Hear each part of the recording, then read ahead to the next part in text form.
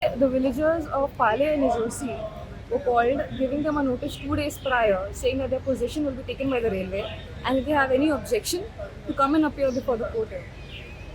However, in the notices, there's nothing specific written about who's getting how much property. Nothing is written. No demarcation has been done of those properties. The railway has, without taking possession of the land, has already started and is already continuing with illegal construction in the village, which is completely illegal.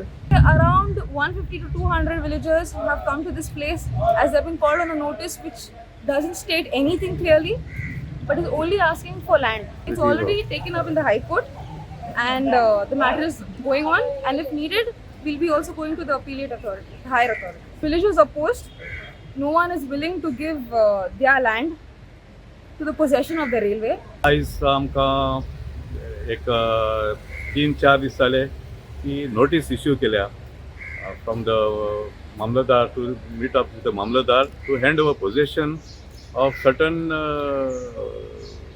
Survey numbers. Okay, so लोक मातशे उत्सामोड जालो.